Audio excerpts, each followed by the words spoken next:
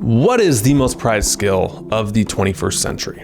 It's not intelligence, not social skills, not even confidence.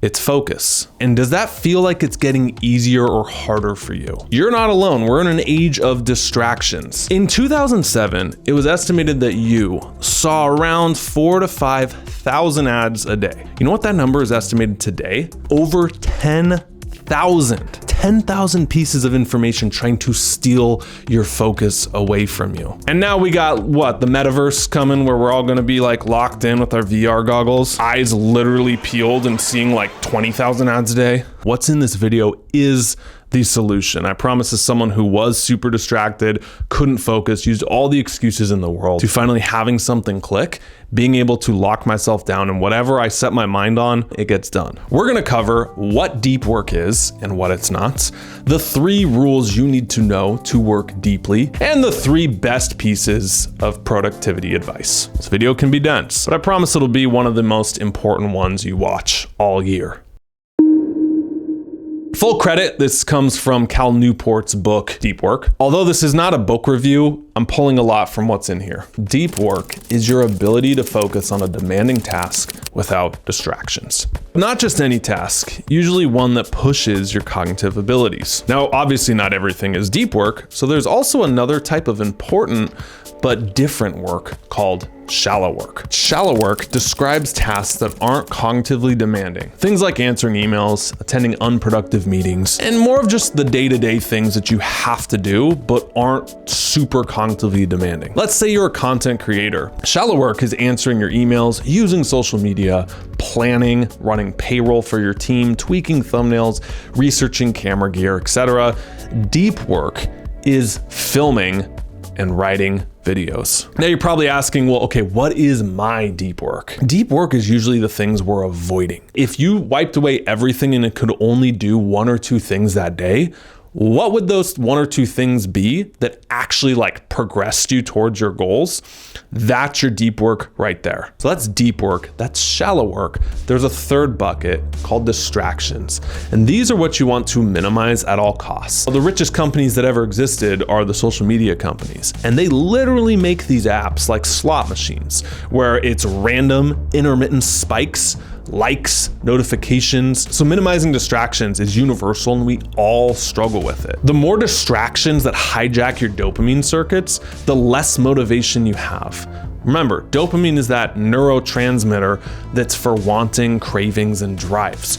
So if you're getting excess dopamine from all these distractions here, no wonder you have less motivation to do your work, and no wonder you procrastinate more. So now that you know what deep work is, let's go over 3 reasons why it's really important for you and why it's super valuable and something you should prioritize.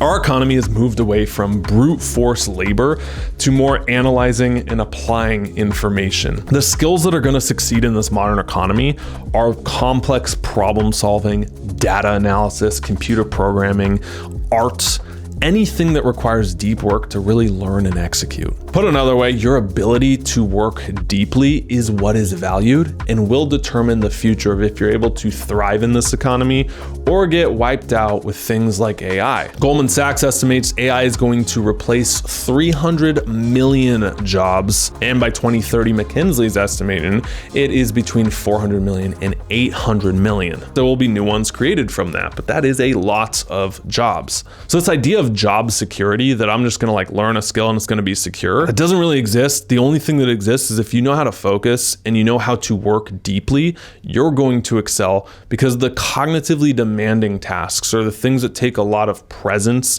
and a lot of like that's the things that are gonna stand out and be rewarded. Everyone's like doom and gloom about AI. I'm not. There's AI YouTube channels that exist. And I actually think that elevates human contact way more. Sure, you can go to AI channels and faceless channels for information, but I believe that like social media and content is more about connection more than ever. Like you want to vibe with the people you listen to and the stories and the deep connection, right? No one's just going to videos over and over just for like information. Give me a list of points and then I'll walk away. Like that's such a heartless, emotionless way to consume. And I think that that's draining and not fulfilling. And people want the vibe. They want the emotion. They want the edgy, cringy jokes. Maybe. I don't know, you tell me. I believe the people who are going to excel are the humans in the future. So that's the first rule, is that deep work is important. The second rule, deep work is really difficult. There's a million ways I could explain this, but the easiest one is the path of least resistance. You have to understand that all humans were wired to be lazy. That is in our DNA, to conserve energy. That is the nicest way to say we're all lazy sacks of shit. Why is it so easy to overconsume sugar, salts, fats? Because that is calorie-rich food. Your brain goes crazy for it. In nature, it was normally scarce. Deep work is difficult because it's hard and it takes more cognitive demand. And that's why there's so much resistance to doing it. I'll give you just a little personal story here, if that's okay. In college, I failed one class, and it was anatomy and physiology. It was brutal. Like, I had to memorize so many things, memorize every single bone in the human body. I would track it, and I literally would study for 8 to 10 hours. I just didn't get why I was failing. I was like, I don't feel stupid. I'm literally putting in the time. What's missing? And then one day it clicked. I remember looking at the notes that I was studying for 8 hours, and I honestly asked, am I engaging with this material? Or do I just have the book open? Am I actually trying to learn what's in here and wrestling with the ideas in my mind? Or am I just going through the motions because I like saying I studied for 8 to 10 hours? And then I could blame it on something or someone when I failed and say, dude, I put in the time. I don't know what's wrong. But I was never really engaging with the ideas and questioning things and doing the intellectually hard, demanding task, which is learning. True learning is where you look at something, you process it through your mind, and you're like, is that true? Why is it true? How is that true for me?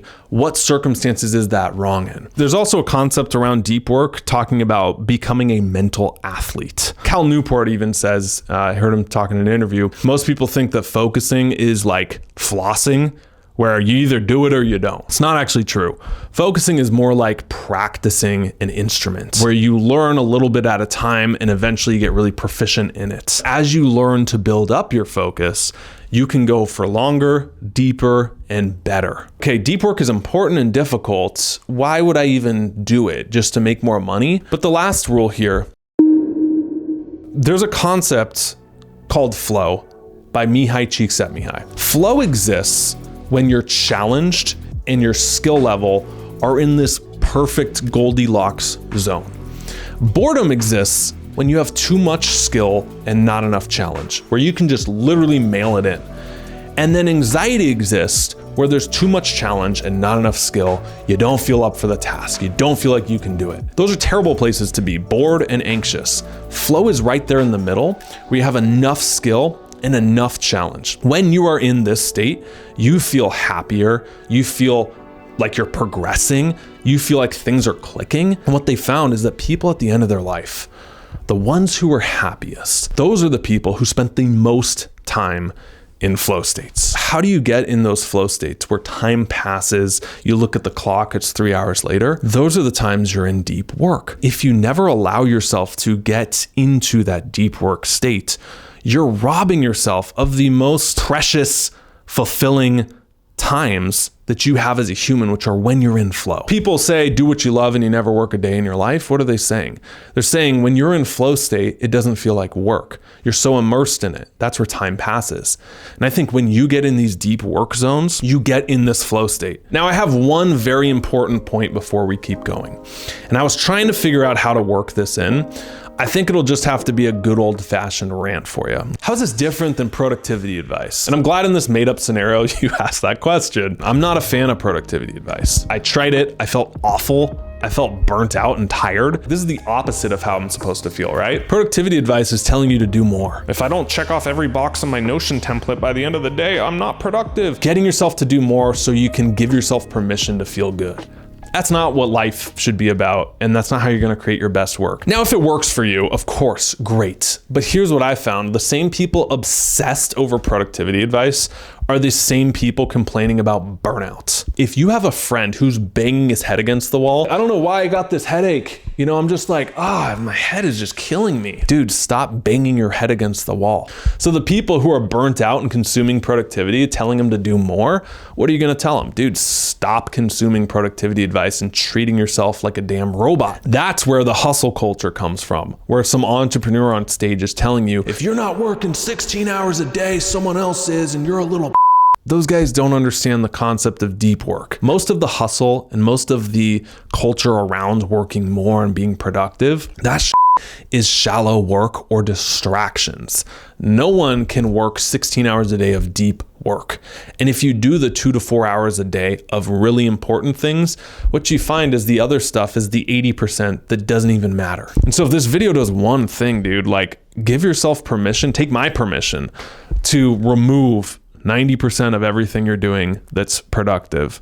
And if you just focus on 1 or 2 things and doing your deep work, I promise you that's the only productivity advice you really need, because it's just focusing advice.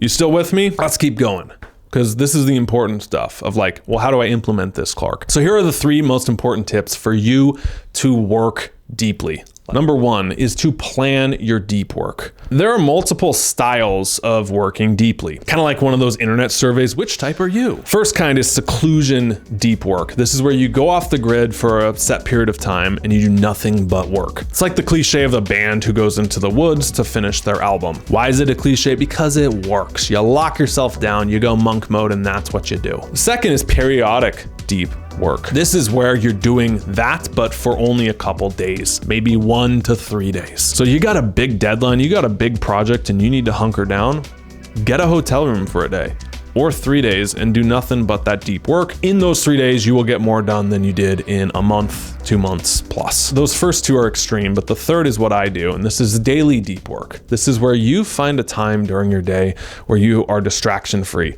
where you can carve this out. Little example on this, like my girlfriend, she knows first thing in the morning when I'm doing deep work between 5 and 9 a.m., don't go in there. Sounds like I'm like chucking stuff at her if she comes in. F out of here. I'm deep working. No, but in all seriousness, this is something I take seriously because I know that I am most productive between the hours of 5 and 9 when I'm in deep work mode. Very important for you. This can be any time of day, just making it a routine of where like those are the times during the day that you lock yourself down and you focus on your task. But we said there were 4 kinds. So the 4th is the random deep work style. This is just whenever you can get it in, you do a little here and a little there. Now, this is someone who has kids or a crazy schedule. Anytime you can get it in is better than not doing it at all. Tip number 2 for you to work deeply and get the most out of this is to eliminate distractions. There's really a couple great tips on this besides just putting your phone literally in airplane mode or focus mode all day. Just like anyone, you know, I get sucked into the funny videos and doom scrolling. But when I notice that my motivation's going down or I'm distracted more or I can't focus, I instantly cut it all out. I delete it off my phone. And if I have to check something, I have to do it on a desktop. I have to post videos from my desktop app on Instagram and TikTok. I know that's being a psychopath using the apps on your desktop. You see someone browsing Instagram or TikTok on their desktop, run. I can work deeper. My life is better for it. One great tip is to have a deep work only environment. So someplace in your house or apartment or where you go that you do your deep work in. It's so easy for your brain to associate places or smells or sounds with a task. I have my desk with only one light on first thing in the morning from 5 to 8 and when the sun's not up. That is the same cue as I can work at that desk at other times, but when it's super dark, there's only one light on and I light a specific type of incense. So I find that smell, light, and sometimes with sound, I'll just listen to ambient music in the back or a song on loop. Those are how I set up the environment to cue the brain for deep work. Another tip for eliminating distractions, try giving up your biggest distraction for 30 days. Not forever, but just 30 days. Social media is a big one for people. Well, just give up your favorite app for 30 days. At the very least, delete it off your phone. No one's judging you here and saying you have to do this, but literally do this for yourself as an experiment if you feel called. Just try it for 30 days and see if you feel better. And if you don't, you can always go back. You know your style of deep work and you plan it, right? Which one of the 4? You've eliminated distractions to the best of your ability as much as you can. What's the 3rd tip here for you to get the most out of your deep work? That is to prioritize deep recovery. Now this easily I want to turn into its own video. It's like a battery. If you drain a battery all the way, and you don't let it recharge, you can't use that device anymore. If you consume content, it's draining your battery. If you're working deeply, it's draining your battery. If you're stressed out and mentally just not there, it's draining your battery. So instead of like recharging with what most people do, they open social media or they chill out and they play video games. They think that's recharging, but it's still keeping this processing going. So deep recovery is like going on a walk without your phone or without music. You're out with your friend and he goes or she goes to the bathroom. Can you sit there for the 5 minutes without checking your phone and just take in the environment that you're in? Deep recovery is allowing boredom to creep into your life. Another way to have deep recovery is to take a full day off. You could experiment with a no screen day, like Sunday, where you don't have any screens, you don't have any external stimuli. It's just you prioritizing recovery. The most important thing I'll say here is escaping the mindset of where you always have to be learning, growing, or productive. I think that's the biggest thing you need to decondition out of. Self-improvement is great, but you can get addicted to it. You can get hooked on this, like, I'm learning, I'm being productive, I'm improving. But you have to objectively look at your life and saying, is this making me better or worse? Is being plugged in and growing all the time to where I'm ignoring the people in my life that actually matter?